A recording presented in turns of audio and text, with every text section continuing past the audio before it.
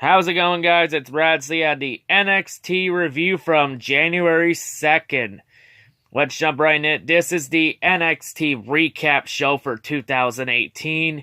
We're going to be recapping everything, and we will also be looking at the awards for 2018 and who the nominees are and who the winners are. But before we get right to the review, we have some breaking news to start off the NXT review. So if most of you haven't heard, WWE Hall of Famer Mean Gene Okerlund has passed away early Wednesday at the age of 76.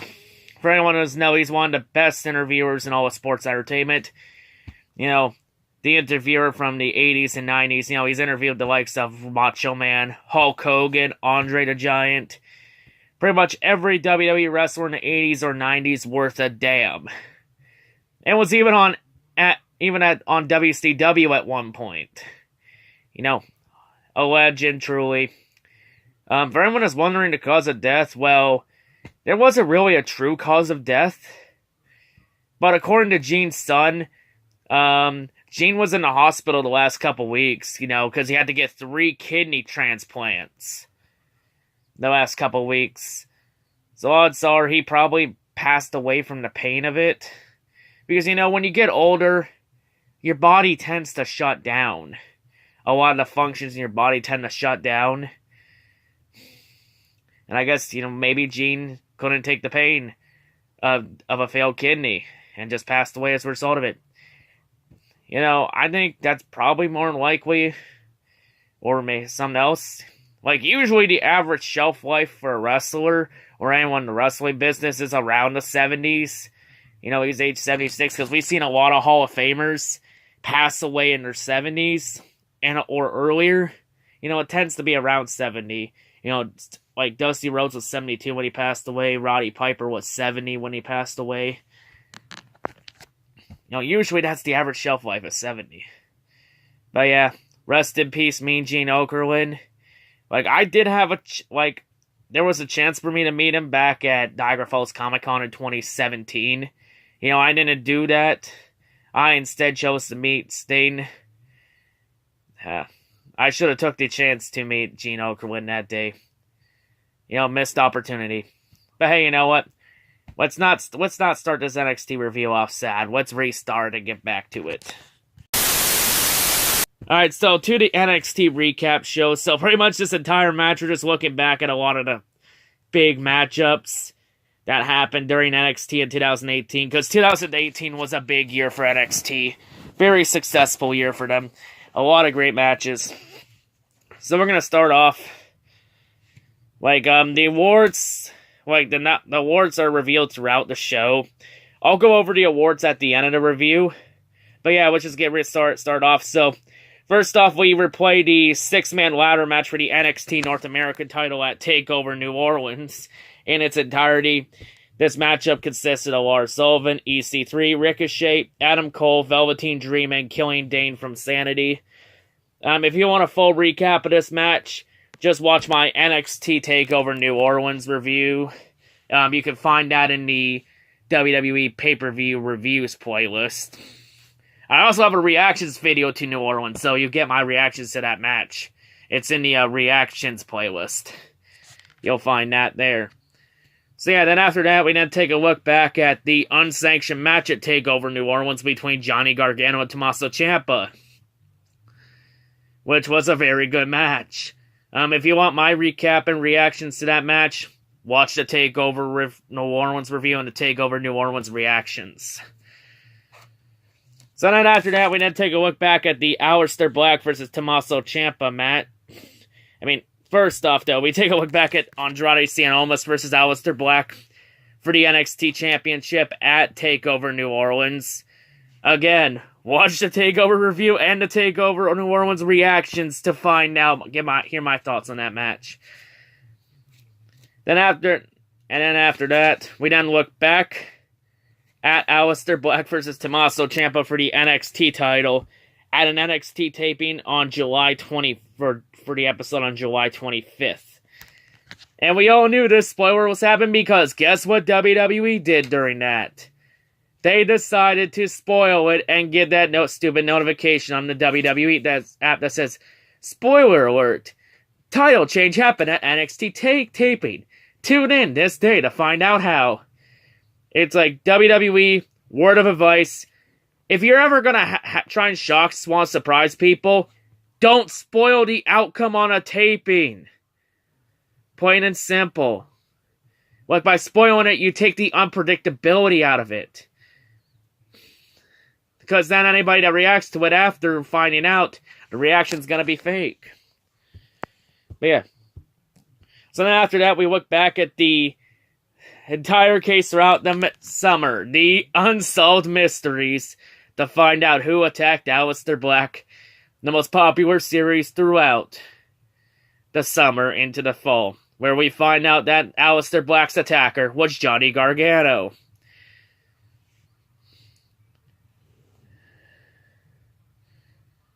So then after that, we play the NXT Tag Team title match between Undisputed Era, Roderick Strong and Kyle O'Reilly specifically, and Oney Lorcan and Danny Burch from NXT TakeOver Chicago 2. You want my thoughts on that match? Just watch the NXT TakeOver Chicago 2 review. That's also in the pay-per-view reviews playlist. So yeah, then continuing on, we then replay the match between Bianca Belair and Deonna Purrazzo from NXT TakeOver Brooklyn 4. If you want my thoughts on that match, just rewatch the NXT TakeOver Brooklyn 4 review in the pay-per-view reviews playlist. You'll find that there.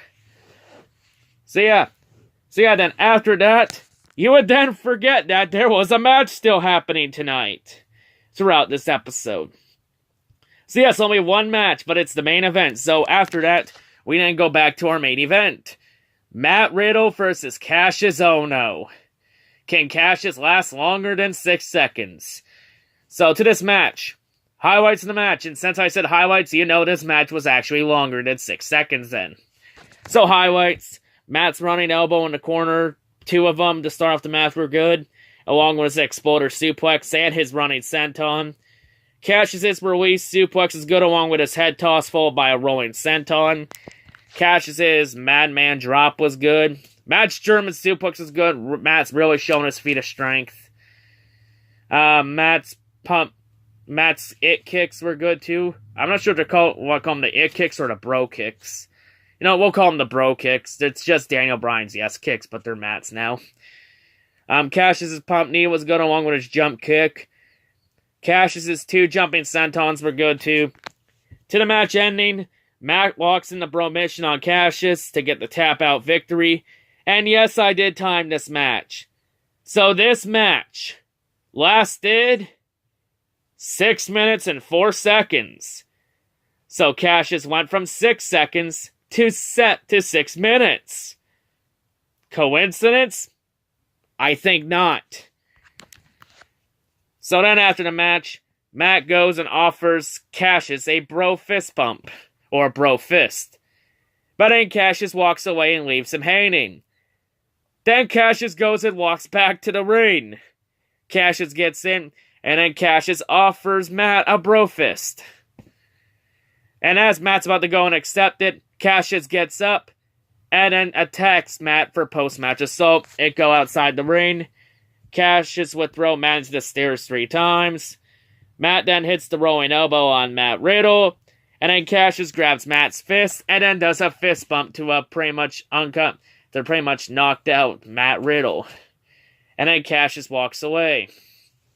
And thus ends the NXT episode. Well, I can't really give much of a review just off one match. Like, the entire episode, like, it was a 2-hour episode, but we were playing matches throughout 2018. The classics. Like, I'm not going to give a rating or a review on it because it's not really much of a review when we're reviewing only one goddamn match. Oh, well. Hey, at least this one, this one actually ended up perfectly on time. So they at least made use of their 2 hours. But yes, the review's not over yet because the rest of this video, we're going to be looking at all the NXT awards and my winners. So, We're going to go from the camera, and we're going to go to the microphone now. So, see you for the awards. Alrighty, so now it is award time. So we got 8 or 9 different categories. Correct me if I'm wrong. So we're going to get right into categories, and we're going to look at each one, who the nominees are, and who my winners are. So first one we have NXT Breakout Star of the Year. The nominees are Ricochet, Dakota Kai, Lars Sullivan, Rhea Ripley. For anyone that doesn't know who Rhea is, she became the first WWE United Kingdom Women's Champion. Still holds that title. Correct me if I'm wrong. Then we got the War Raiders, Hanson and Rowe, Lacey Evans, EC3, and undefeated Bianca Belair. So, out of all of these, which one is Breakout Star of the Year? I think it's pretty obvious, clear as day, who Breakout Star is. Out of all of them here, it's clear as Ricochet. Ricochet's had the best year out of all of them. He's the NXT North American Champion. He's had phenomenal matches. Easily, without a doubt, Ricochet is Breakout Star of the Year. So, next up, we have the NXT Tag Team of the Year. So, the nominees are the team of Oni Lurkin and Danny Burch. We also have the Street Profits, Montez Ford and Angelo Dawkins. We have Heavy Machinery, Otis Dozovich and Tucker Knight. We got Mustache Mountain, Tyler Bates, and Trent Simmons. By the way, I did meet them when they came to my hometown, Sarnia, back in October. You can check that vlog out. It's the Destiny Wrestling Race Some Hell. It's on the title saying meeting Tyler Bates and Trent Simmons. So you got Mustache Mountain. You got the War Raiders, Hanson and Rowe. You got the Undisputed Era, all 4 of them. So, out of all these teams, which one is the Tag Team of the Year? Like the first one, it's obvious, clear as day. It's the Undisputed Era. They've had the best year out of all of them. Kyle O'Reilly and Roderick Strong have held the tag titles pretty much the entire year. Adam Cole held the NXT North American title at one point. They even won the Dusty Rhodes Tag Team Classic. They briefly dropped the title to Mustache Mountain before winning them back in a game of hot potato. But Undisputed Era, easily Tag Team of the Year, without a doubt. So next up, we have NXT Rivalry of the Year. So the nominees and rivalries, we have Andrade Cien Almas versus Johnny Gargano. We have Shayna Baszler versus Ember Moon. Johnny Gargano versus Tommaso Ciampa. Undisputed Era versus Mustache Mountain. Ricochet versus Velveteen Dream. Kairi Sane versus Shayna Baszler. And we have the 4-way Unsolved Mysteries rivalry of Aleister Black, Tommaso Ciampa, Johnny Gargano, and Nikki Cross. So, out of all of these, which one was the best rivalry of them all? So out of all these rivalries, it's pretty obvious who Rivalry of the Year is. Easily Johnny Gargano versus Tommaso Ciampa. They've put on classic matches. It's a rivalry I honestly don't want to see end. But unfortunately, all good things must come to an end because Johnny or Tommaso are supposed to be going up to the main roster pretty soon. Or they may have one more match. But hopefully, we don't get to see this rivalry shitted on the main roster. We'll have to wait and see, though. So the next category we have is for NXT Future Star. So the nominees are the King of Bros, Matt Riddle, Keith Lee, Mia Yim, the Forgotten Sons, Wesley Blake, Steve Cutler, and Jackson Riker. You also got Dominic Dijakovic, Io Shirai, Candice LeRae, the team of Marina Shafir and Jessamine Duke, and Kona Reeves. Sadly, Toni Storm is not on this list. Don't worry, she'll be a star in NXT. Not a matter of if she comes to NXT, a matter of when. But yeah, out of all these names, which one has the brightest future? So out of all these names, there's a couple you can make a case for. But in the end, I'm going to say it's the King of Bros, Matt Riddle. Matt, he has the brightest future out of all of them. one of a very good name, a very great free agent signing. Matt Riddle gonna be a future star in NXT and WWE. Hopefully Vince doesn't take a giant shit on him. Next category, we have NXT Match of the Year. There's a lot of matches. We have the War Games match from NXT TakeOver War Games 2. We have Johnny Gargano, Andrade Cien Almas from TakeOver Philly. We have Mustache Mountain versus Undisputed Era from an NXT taping on July 11th. Johnny Gargano versus Tommaso Ciampa at TakeOver New Orleans. The NXT North American title ladder match at TakeOver New Orleans. Shayna Baszler versus Kairi Sane from TakeOver Brooklyn 4. Ricochet versus Velveteen Dream from TakeOver Chicago 2. Aleister Black versus Tommaso Ciampa from the NXT taping on July 25th. Pete Dunne versus Zach Gibson on the NXT taping from August 22nd. Aleister Black versus Adam Cole from TakeOver Philly. Pete Dunne versus Kyle O'Reilly from the NXT taping on June 3rd. Oney Lorcan and Danny Burch versus Undisputed Era from TakeOver Chicago 2. Nikki Cross versus Bianca Belair from the NXT taping on September 2nd. Ricochet versus Pete Dunne on the NXT taping from September 19th. That was the UK Championship versus NXT North American Championship title for title winner takes all match. And then the triple threat match between Ricochet, Adam Cole, and Pete Dunne from the NXT taping on October 10th. So, out of all these matches, which one was the best match? The match of the year.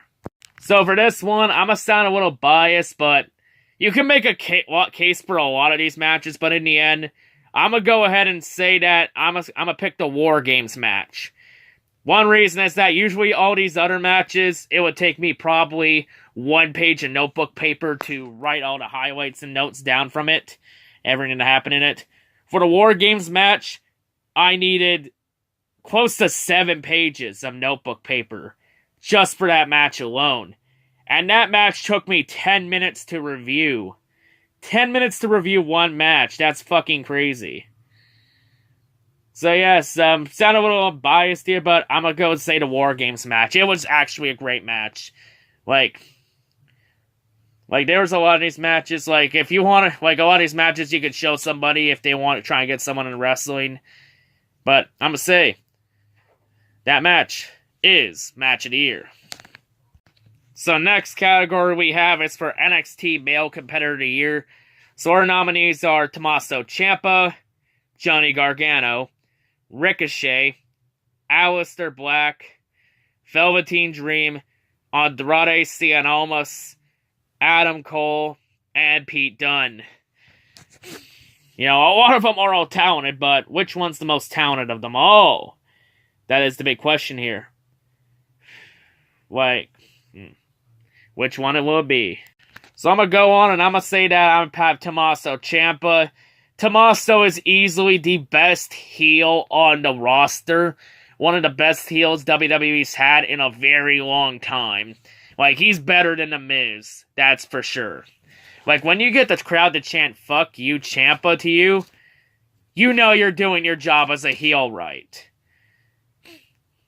If anyone else wants to make an argument, you can come talk to me when they chant "Fuck you, Miz," or "Fuck you, Owens" to Miz or Kevin Owens. I don't want to hear another word about it. Ciampa is easily the best heel on the roster. Plain and simple. So next category we have is for NXT Female Competitor of the Year. We have Nikki Cross, Shayna Baszler, Kairi Sane, Ember Moon, and Bianca Belair. So which one will it be out of all of them? Well, for this one, it was a tough one for me. I'm just gonna say Kairi Sane. She's been very phenomenal. She's very talented in the ring. It was either her or Shayna Baszler. It was a tough picking between those two. But I'm gonna say Kairi Sane is the female competitor of the year. But probably when she goes up to the main roster, she'll probably get shit on by Vince because because Kyrie's not American and she struggles speaking the English language. Honestly, just get her a manager, plain and simple. She's talented, use her. So the next category we have is for NXT Overall Competitor of the Year. So this is the best one overall. So nominees are Tommaso Ciampa, Nikki Cross, Johnny Gargano, Ricochet, Shayna Baszler, Aleister Black, Kairi Sane, Velveteen Dream, Andrade Cien Almas, Ember Moon, Adam Cole, Pete Dunne, and Bianca Belair. Well, I think you already know that the overall competitor is going to be one of the two winners I have. It's either going to be Ciampa or Kairi Sane. Which one will it be? Was there ever a doubt that it would be Tommaso Ciampa? Ciampa, like I already mentioned, easily the best heel WWE's had in recent memory. Like, there's no other heel that's better than Ciampa. Like, I think he's the best heel I've seen since Hollywood Hogan. That's saying something. Tommaso Ciampa, best heel on the roster right now. Overall competitor of the year. One of the best right now. And now, we get to our final category. NXT TakeOver of the Year. So we had 5 takeovers. Which one was the best? So here are the nominees. NXT TakeOver Philly, NXT TakeOver New Orleans, NXT TakeOver Chicago 2, NXT TakeOver Brooklyn 4, or an NXT TakeOver War Games 2 in Los Angeles. So, out of these 5, which one was the best takeover this year? Well, out of all these takeovers, I think I already mentioned here, the best takeover I've ever seen was Chicago 2. Easily, I have NXT TakeOver Chicago 2 as TakeOver of the Year. That was like a phenomenal show. Like, if you want to get somebody into watching wrestling, you show them NXT TakeOver Chicago 2. Phenomenal show. It was a great show. Every match was great. It was a show I didn't want to see end. Like, I was hooked into it from start to finish. Like, that was easily the best takeover of the year. But yeah, those are all the awards. Voting's done on Twitter. You can go on WWE.com to find all the hashtags for it. Voting closes January 25th. And the award winners will be announced during the NXT TakeOver Phoenix pre-show. So we will find out who will win these awards and how many of them will I get right. But yeah, that's all I gotta say. Hope everyone has a great day, and yeah, if you want to throw your votes in, let me know down in the comment section down below. But yeah, peace out.